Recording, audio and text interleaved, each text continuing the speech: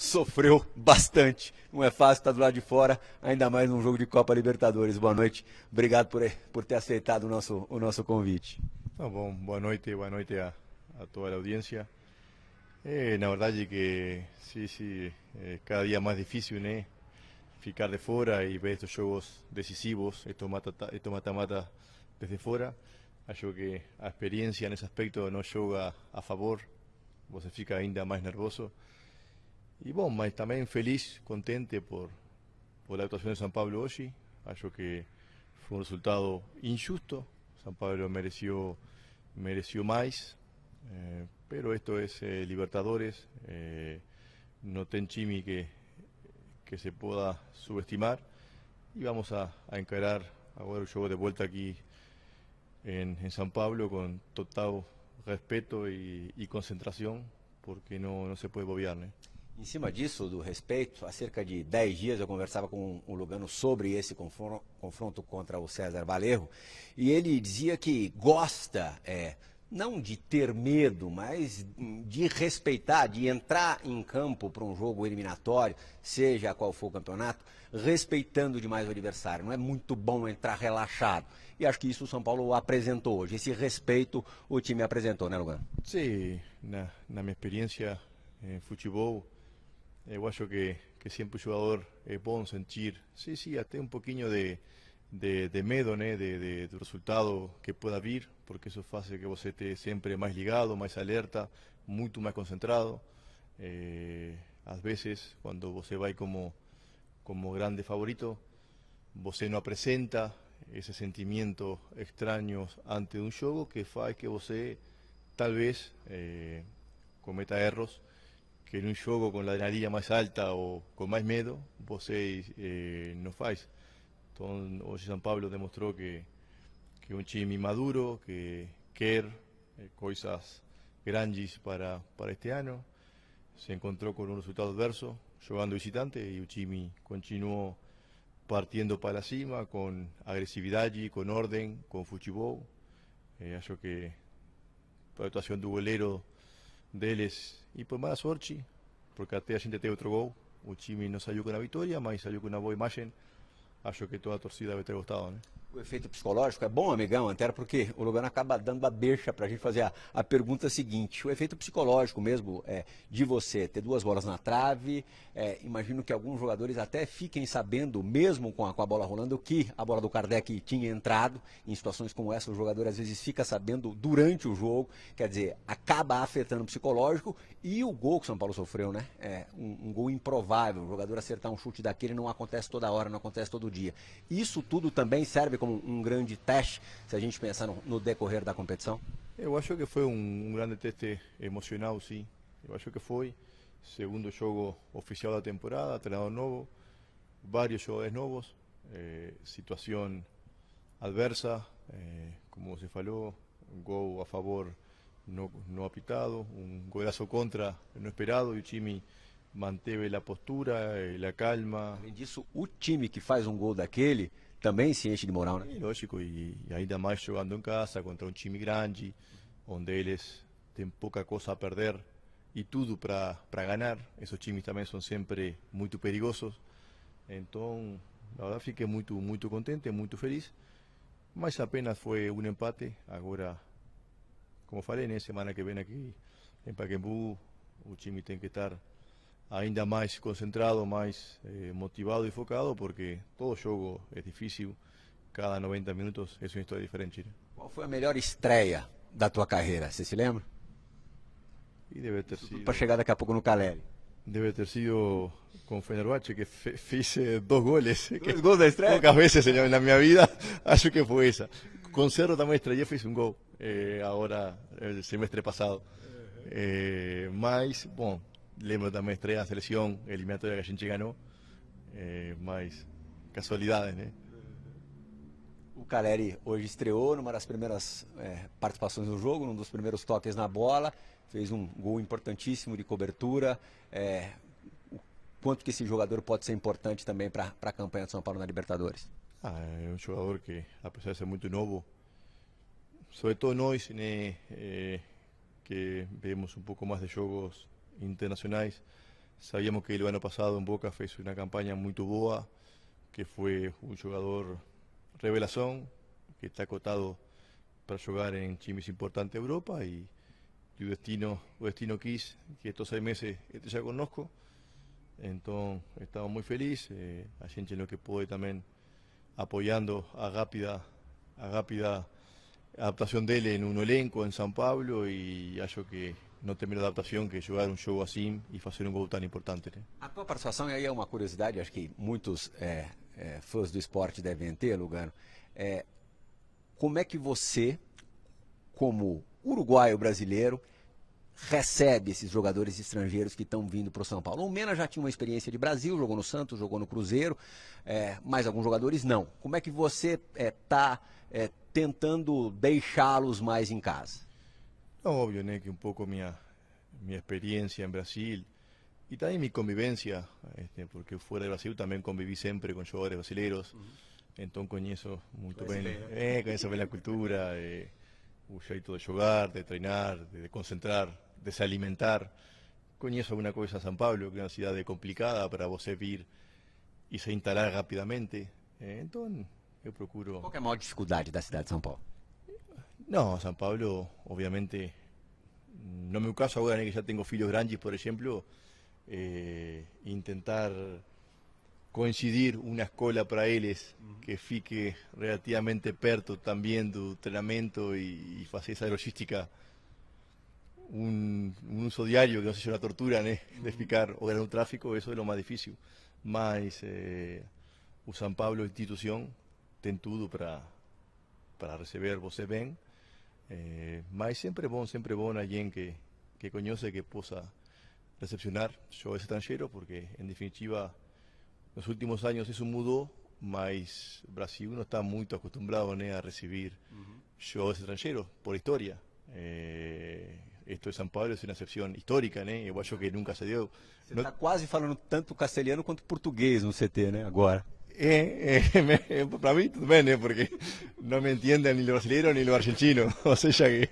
Os argentinos também têm dificuldade de entender? Es lógico, cuando quiero puxar portuñol, ni ellos me entienden, mas faço esa intermediación cuando puedo y no, tomara que eu possa, de cierta manera, ser intermediario para que ese convive seja o melhor possível, porque é o que a gente precisa para conquistar coisas, né? Uma das primeiras fotografias divulgadas pelo site oficial do São Paulo, depois do seu primeiro dia de clube, nesse retorno ao São Paulo, foi ali na mesa do café da manhã ao lado do Centurion. Centurion, outro argentino, que teve um primeiro semestre bem razoável, até positivo, de 2015 eu falo, depois ele caiu. A gente sabe que ele teve alguns problemas, ou um problema pontual, específico, muito sério, um problema de saúde da sua namorada, da sua esposa.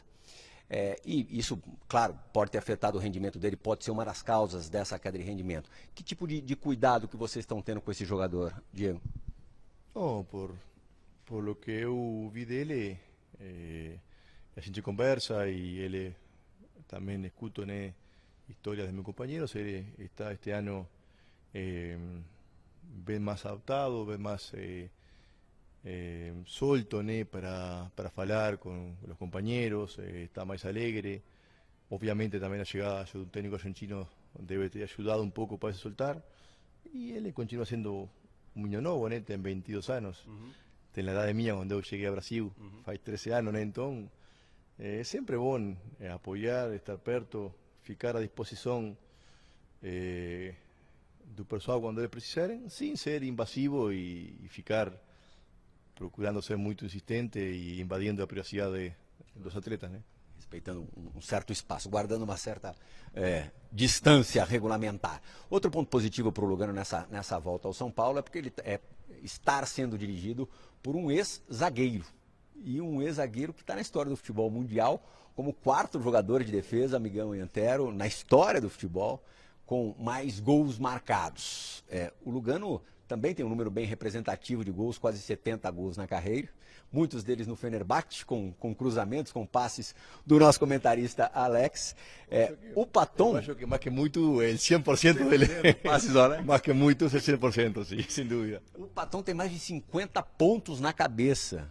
porque era um jogador que se atirava de uma forma maluca e jogava uma Libertadores como hoje em dia, felizmente até não existe mais, era uma guerra mesmo, né? O que vocês têm conversado sobre a posição de zagueiro? Bom, tivemos sí alguna conversa porque até quando eu cheguei aqui, uma imprensa do Uruguai passou esse dato estadístico para mim, que o Patón es el cuarto jugador, zaguero en la historia, goleador, con 96 goles. Quase 100 gols, né? Atrás de Fernando Hierro, Pasarela y bueno, Ronald Koeman. Imagina, né? Só isso. Passou isso. E o Koeman batia falta, né? Como é pênalti, né? Então, acho que o jogador décimo está com 70 e largos gols e por aí alguém falou que eu podia ainda alcançar essa marca. E aí fiquei surpreso com o Patón, né? E bom, a gente falou da época dele na Argentina, de Rosario, onde ele até chegou a compartir tabela de goleadores com Maradona, um campeonato no 81, años 80, ou seja que uma história boa e obviamente que tudo com sério, tudo estadística que possa dar a você dentro do campo, toda disposição táctica, você ainda, ou eu acho que ainda posso aprender muito, porque não tenho idade para aprender e eu sempre estou disposto a escutar e a crescer ainda. Será que você acha que você alcança o Patón? Não, estamos uns 20 e poucos gols. Não, 25 gols, não, já tinha conta. Em um ano e meio que é o teu tempo de contrato?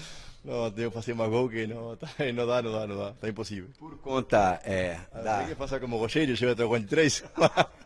Mas 8 anos... Está difícil.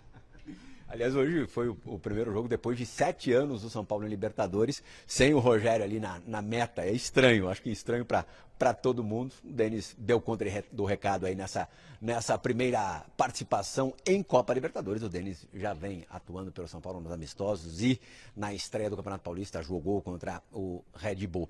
O Lugano, por conta ali da dificuldade que houve no final da negociação entre Cerro Porteño e São Paulo, acabou perdendo alguns dias preciosos de pré-temporada. Por conta disso, tá correndo atrás. Como eu disse no começo da nossa participação por aqui, amigão, voltou a treinar com bola na última segunda-feira e estava dizendo que ontem e hoje já se sentiu bem melhor, né? E não tá fácil, o calor não tá nada fácil, né? Sí, que como você falou, a gente aí perdeu 15 dias, começo de enero, que foram fundamentais. Mais ainda para um jogador grande, né? Como eu já grande de físico, de idade, que você precisa estar pronto logo. E quando eu chego aqui, o pessoal de Refis também entendeu que era o ideal, também por meu histórico recente de contusões, que a gente vem com anos atrás complicados, fazer um trabalho de base, uma base para a temporada, uma base sólida, segura e não me apressurar, porque também eu já não preciso, e São Paulo não precisa de mim que eu faça a loucura que fazia antes, né? É melhor estar bem preparado, estar fisicamente equilibrado para segurar uma temporada longa e estar sempre à disposição do treinador para quando ele disponga que eu possa jogar, né? Tua primeira impressão a respeito dos garotos ali da posição, Rodrigo Caio, Breno, são os dois que vêm atuando com mais frequência? Sim, bom, também Lucão, eu já conheci os três, de ter visto jogar São Paulo ano passado e retrasado. Na verdade que, além de estar jogando São Paulo e ser bons jogadores, meninos muito abertos a escutar, a compartir experiências, a querer aprender e eu também, como falei, aberto a aprender deles também, porque às vezes um menino novo tem muita coisa também para corrigir ou para ensinar a você. Acho que o mais novo de todos, que é o Lianco, que teve poucas oportunidades no ano passado, mas assim, surpreendentes oportunidades, porque ninguém imaginava que ele fosse jogar já. Com o Osório, ele participou de algumas partidas, mais com o Osório mesmo, com o Doriva também, ali chegou a jogar, semifinal de Copa do Brasil, mas é um menino, estava até disputando a Libertadores Sub-20 e foi... pela dúvida do Breno, que sentiu um problema no joelho no jogo contra o Red Bull, foi chamado às pressas para integrar a delegação do time profissional. O Lianco, todos os dias nas redes sociais, posta fotos ao lado do Lugano, pô, tô com o cara aqui. Para eles também está sendo uma curtição.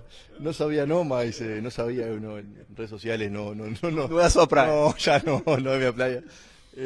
Mas também condições físicas e técnicas muito interesantes, tomara que também o menino possa entrar a los poucos no elenco principal y sobre todo un elenco sólido, firme como grupo, esos faz que os jogadores novos que entran entre con un respaldo y consigan hacer suceso, ¿no?